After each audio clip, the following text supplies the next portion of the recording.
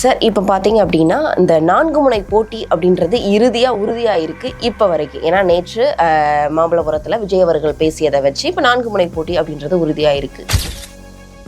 முதல் இருமுனை போட்டி அப்படின்றது அதிமுக கூட்டணி, திமுக கூட்டணி.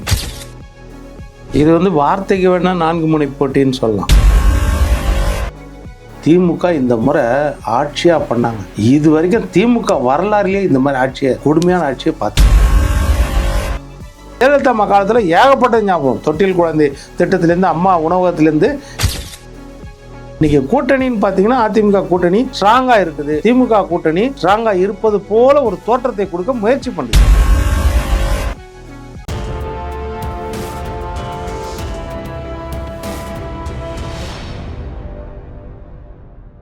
யூத்தமிழ் நேயர்களுக்கு வணக்கம். நான் உங்கள் பிருந்தசங்கர். இன்று நம்மோடு சிறப்பு விருந்தினராக இணைந்திருப்பது ஊடகவியலாளர் பொன் வில்சன் அவர்கள். வணக்கம். வணக்கம்மா. சார், இப்போ பார்த்தீங்க அப்படின்னா இந்த 4 முனை போட்டி அப்படின்றது இறுதியாக உறுதியாக இருக்குது இப்போ வரைக்கும். ஏன்னா நேற்று மாமல்லபுரத்தில் விஜய் அவர்கள் பேசியதை வச்சு இப்போ 4 முனை போட்டி அப்படின்றது உறுதியாக இருக்குது. ஒரு பக்கம் திமுக சார்ந்த கூட்டணி, இன்னொரு பக்கம் அதிமுக இருக்கக்கூடிய பாஜக என்டிஏ கூட்டணி, இன்னொரு பக்கம் நாம் தமிழர் வேட்பாளர் நாம் தமிழர் ஒருங்கிணைப்பாளர் சீமான் அவர்கள் நான் ரொம்ப நாளாகவே அவர் தனித்து தான் நிற்கிறாரு, நான் இந்த தேர்தலையும் தனித்து தான் நிற்பேன்னு 234 தொகுதி வேட்பாளர்களையும் அந்த திருச்சி மாநாட்டில் அறிவிச்சிட்டாரு. இப்போ விஜய் அவர்களும் நான் தனித்து தான் நிற்க போறேன் அப்படின்றத சொல்லியிருக்காரு. அவரும் கண்டிப்பா 234 வேட்பாளர்களையும் அறிவித்து தான் ஆக வேண்டும் அப்படின்ற ஒரு கட்டாயம் இப்போ அவருக்கு இருக்கு. ஏன்னா தனித்து தான் நிற்க போறாரு. இந்த 4 முனை போட்டி அப்படின்றது 2026 அரசியல் களத்துல எந்த மாதிரியான தாக்கத்தை ஏற்படுத்தும் நீங்க நினைக்கிறீங்க? இது வார்த்தைக்கு வேணா 4 முனை போட்டின்னு சொல்லலாம். ஆனால் போட்டின்றது முதல் இருமுனை போட்டிக்கு அப்புறம் ஒரு இருமுனை போட்டி, இப்படி பிரித்து தான் பார்க்க முடியும். முதல் இருமுனை போட்டி அப்படின்றது அதிமுக கூட்டணி, திமுக கூட்டணி, இதுதான். அடுத்த இருமுனை போட்டின்றது நீங்கள் விஜய், நாம் தமிழர், அதாவது தாவேகா, நாம் தமிழர் எடுத்துக்கலாம். அவ்வளோதான். நடுவில் நிறைய கேப் இருக்கும், அவ்வளோதான். ஏனென்றால் இப்போது தேர்தலை பொறுத்த வரைக்கும் பார்த்திங்கன்னா திமுகவின் அவலங்கள். திமுக இந்த முறை ஆட்சியாக பண்ணாங்க. இது வரைக்கும் திமுக வரலாறுலேயே இந்த மாதிரி ஆட்சியை, கொடுமையான ஆட்சியை பார்த்துருக்க முடியாது. எல்லா பக்கத்துலேயும் அதிருப்தி மக்களுக்கு, எல்லா வகையான மக்களுக்கும் அதிருப்தி. வெறும் பணம் பணம் பணம். ஏதாவது நலத்திட்டங்கள் பணமாக மக்களுக்கு கொடுத்து நம்ம ஓட்டை வாங்க முடியுமா? இந்த ஒரு ஏமை தவிர வேறு எந்த வளர்ச்சி திட்டங்களை திமுக அரசாங்கம் செய்திருக்குது? ஏதாவது நினைவில் நிற்கிற மாதிரி ஏதாவது ஒரு திட்டம் சொல்லுங்கள். திமுக அரசாங்கம் சொந்தமாக செய்த திட்டங்கள் கிட்டத்தட்ட அவங்களுக்கு 20 வருஷத்துக்கு மேலே ஆட்சியில் இருந்த அனுபவமே இருக்குது. அதுவும் இல்லாமல் பரம்பரை, அப்பா இருந்திருக்காரு, இவர் இருக்க போகிறாரு, கூட இருக்கு, இப்போ துணைக்கு மகன் இருக்கிறான். அதனால் பயங்கர அனுபவம். இந்த சைடு பார்த்திங்கன்னா ஒரு பாமரன் எடப்பாடி பழனிசாமி கடந்த 4 வருஷமாக ஆட்சியில் இருந்தார். இப்போ எடப்பாடியார் ஆட்சியே, இப்போ எம்ஜிஆர் ஆட்சி எடுத்தால் உடனே சத்துணவு ஞாபகத்துக்கு வரும். தனியார் நம்ம பொறியியல் கல்லூரிகள், எக்கச்சக்க கல்லூரிகள், அதில் 50% இடஒதுக்கீடு அரசாங்கத்துக்கு கொடுக்கணும், 50% அவர் வாங்கினது. அதுக்கப்புறம் +2 எடுத்துகிட்டு பியூசியை எடுத்துகிட்டு +2 அறிமுகப்படுத்தினது. அது கல்வித்துறையில், பள்ளி கல்வித்துறையிலையும் கல்வித்துறையிலையும் ஒரு புரட்சியை ஏற்படுத்தினது. இதெல்லாம் ஞாபகத்துக்கு வரும். அதே மாதிரி வள்ளல் தன்மை, அவருடைய வள்ளல் தன்மை ஞாபகத்துக்கு வரும். ஜெயலலிதா காலத்தில் ஏகப்பட்ட ஞாபகம். தொட்டில் குழந்தை திட்டத்திலேருந்து, அம்மா உணவகத்திலேருந்து 69% இடஒதுக்கீடு அது கொண்டு வந்ததுலேருந்து நிறைய அந்த மாதிரி சொல்லிகிட்டே போகலாம். அவங்களது அந்த அளவுக்கு ஞாபகம் வரும். அதே மாதிரி எடப்பாடியார் ஆட்சி காலத்தில் எந்த பின்புலமும் இல்லாமல் உட்கார்றாரு. அவர் ஆட்சி காலத்தில் எடுத்தோடனே நீங்கள் சொல்ல முடியும். பாதுகாக்கப்பட்ட வேளாண் மண்டலமாக தஞ்சை டெல்டா அறிவிச்சார். 7.5% உள்ளொதுக்கீடு கொண்டு வந்தார். அதுக்கப்புறம் பார்த்திங்கன்னா அத்திக்கொடு அவிநாசி திட்டத்தை கொண்டு வந்தார். அப்புறம் குடிமராமத்து பணிகளை கொண்டு வந்தார். 11 மருத்துவக் கல்லூரிகள் கொண்டு வந்தார். 68 பொறியியல் கல்லூரியை கொண்டு வந்தார். 7 சட்டக்கல்லூரி கொண்டு வந்தார். 4 வேளாண்மை கல்லூரி கொண்டு வந்தார். அப்புறம் 27 பாலிடெக்னிக் கொண்டு வந்தார். இப்படி சொல்லிகிட்டே போகலாம், நிறையா சொல்லலாம். அதுபோல் திமுக ஆட்சிகளில் இந்த மாதிரி வளர்ச்சி திட்டங்களை சொல்லுங்கள். நான் நலத்திட்டங்களே சொல்ல, வளர்ச்சி திட்டங்கள் தான் சொன்னேன். இது போல் வளர்ச்சி திட்டங்கள் என்ன சொல்ல முடியும்? இன்றைக்கி ஸ்டாலின் ஆட்சி ஒன்றுமே கிடையாது.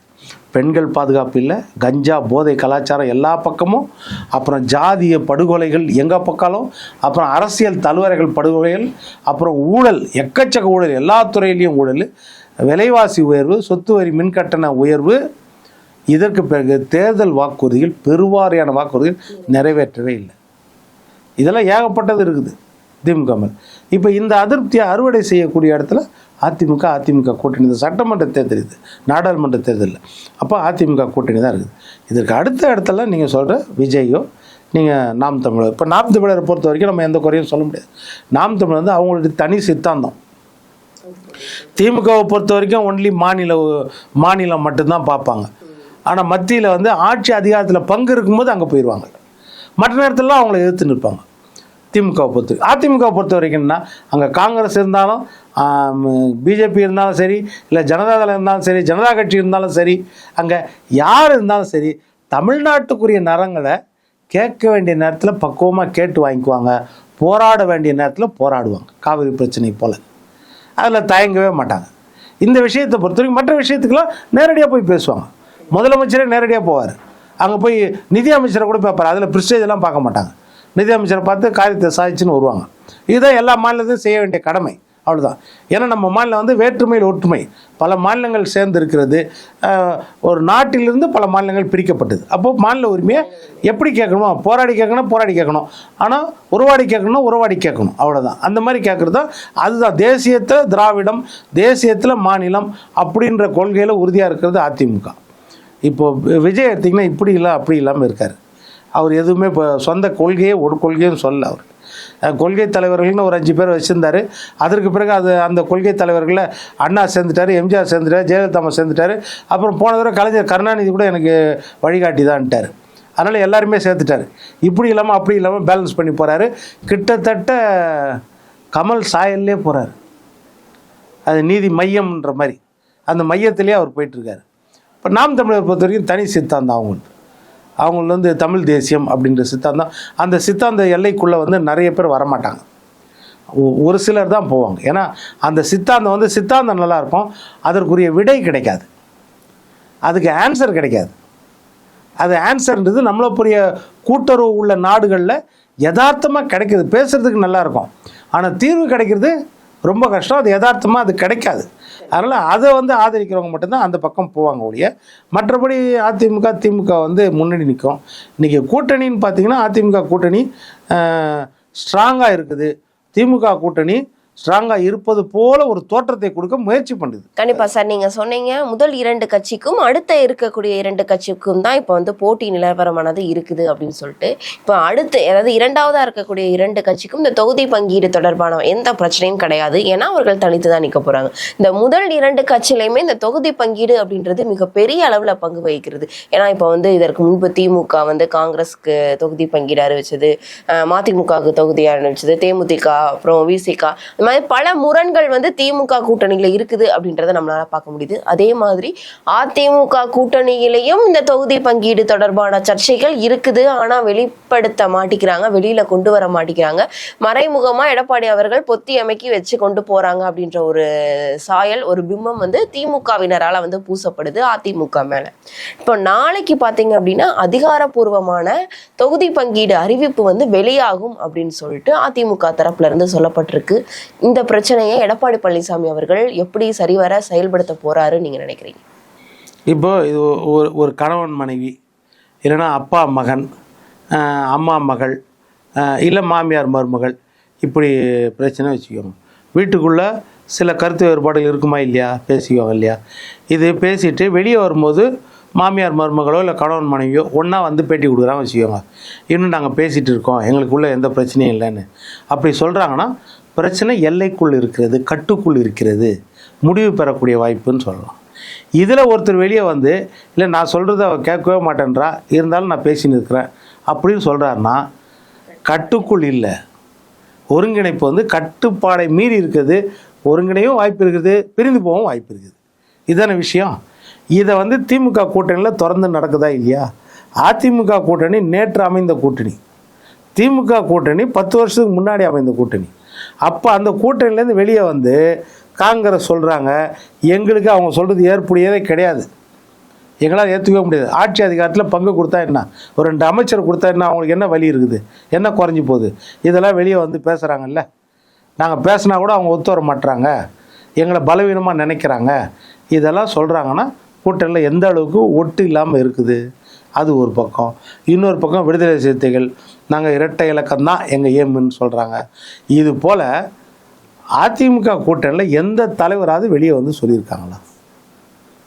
ஏதாவது சொல்லியிருக்காங்களா?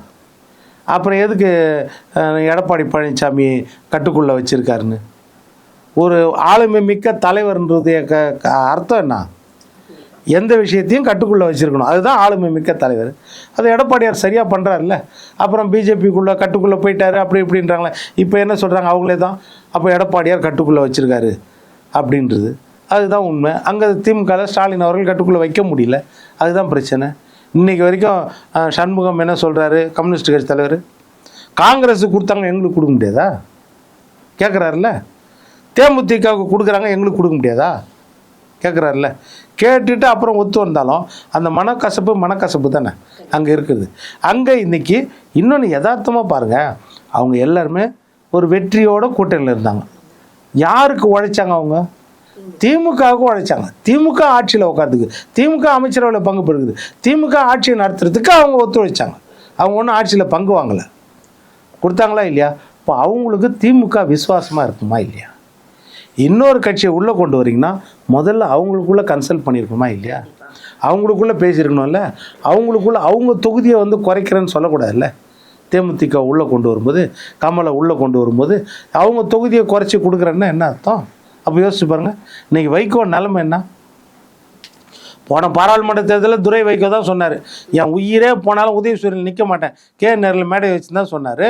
இப்போ என்ன செய்துட்டீங்க? 2 தொகுதி அவர்கிட்ட குறைச்சிட்டிங்க. குறைச்சது 2 தொகுதி மட்டும் கிடையாது, அவங்க எங்கள் சின்னத்தில் தான் நிற்போனாங்க. 6 தொகுதி கொடுக்க வேண்டியதில் ஒரே ஒரு தொகுதியை கொடுத்து மீதி நீங்கள் எடுத்துக்கிட்டீங்க. அப்போ அந்த தொண்டர்களுக்கு எவ்வளோ அதிருப்தியாக இருக்கும். இது தொடர்ந்து திமுக கூட்டணி. இப்போ அதிமுக கூட்டணி என்ன சொல்கிறாங்கன்னா, இது வரைக்கும் அவங்க பேச்சுவார்த்தையை ஆரம்பிக்கல, இப்போ தான் குழு அமைச்சிருக்காங்க, இனிமேல் பேசுவாங்க. பட் தொகுதியை பற்றி சிக்கல் இருக்குமானா எல்லா கூட்டணிலையும் தொகுதி சிக்கல் இருக்கும். அதை வெளியே வந்து அதிருப்தியை தெரிவித்தாதான் அது கட்டுக்குள்ளே இல்லைன்றது தெரிய வரும். கண்டிப்பாக நீங்கள் சொல்கிற மாதிரி கட்டுக்குள்ளே இருக்குதா இல்லையான்றது நாளைக்கு கண்டிப்பாக தெரிய வரும். இன்னொரு விஷயம் சார், நம்ம 4 முனை போட்டி அப்படின்னு நம்ம சொல்லிக்கிட்டு இருந்தோம். இன்னொரு புறம் பார்த்தீங்க அப்படின்னா ராமதாஸ் அவர்கள் வந்து ஒரு கட்சி ஆரம்பிக்க போகிறதா ஒரு அறிவிப்புலாம் வெளியாகிட்டு இருக்கு. சசிகலா அவர்கள் ஒரு கட்சி ஆரம்பிச்சிருக்காங்க, இப்போ சமீப காலத்துக்கு முன்னாடி வந்து அறிவிச்சிருந்தாங்க. இப்போ அப்படின்றப்போ 6 முனை 5 முனை போட்டியாக கூட இது மாறும் அப்படின்ற மாதிரியான ஒரு சூழல் கள நிலவரம் இருக்குது அப்படின்றாங்க. இன்னொரு புறம் சசிகலா அவர்கள் வந்து தாவேகா அவர்களோட பேச்சுவார்த்தை நடத்தப்படுறதா ஒரு பேச்சு வருது. இல்லை அப்படின்னா என்டிஏ கூட்டணிக்குள்ள அவர்கள், அதாவது என்டிஏ கூட்டணிக்குள்ள, அதாவது பிஜேபி தலைமையிலான கூட்டணிக்குள்ள வந்து சசிகலா அவர்களுக்கு வாய்ப்பு இருக்கு அப்படின்ற மாதிரி வந்து சொல்றாங்க. ராமதாஸ் அவர்களுக்கும் 2 புறமும், அதாவது திமுகவினர்கிட்டையும் வந்து வாய்ப்பு இருக்கு, அதிமுகவினர்கிட்டையும் வாய்ப்பு இருக்குன்னு சொல்றாங்க. இந்த கள நிலவரம் எந்த மாதிரியான சூழலை முன்னெடுக்கும் நீங்க நினைக்கிறீங்க? இப்போ நீங்கள் அப்படி கணக்கு போட்டிங்கன்னா எப்படியோ 21 முனை போட்டி 25 முனை போட்டி கூட வந்துடும். நீங்கள் இன்னும் பண்ருட்டி ராமச்சந்திரன் கட்சியை நீங்கள் கணக்கிலே சேர்க்கல, புகழேந்தி கட்சியை கணக்கிலே சேர்க்கல, அவங்களோட கட்சி ஆரம்பிச்சு அவர்கள்லாம் பெரிய அளவில் பேசப்படல சார். இவங்க 2 பேரும் வெறும் பேசத்தான் படுறாங்க, அவ்வளோதான். அவங்கள விட இவங்களுக்கு கம்மியாக தான் இருக்கும் ஓட்டுன்னு பார்த்தீங்கன்னா. இன்றைக்கி நீங்கள் ஓபிஎஸ்ஸை விட இவங்களை பேசிட்டிங்களா? இப்போ ஓபிஎஸ் எங்க திமுக ஐக்கியம், ஏங்க திமுக ஐக்கியம்? 1.5 கோடி தொண்டர்கள் அவர் பின்னாடி தானுங்க, கட்சியாக அவர் பின்னாடி தானே.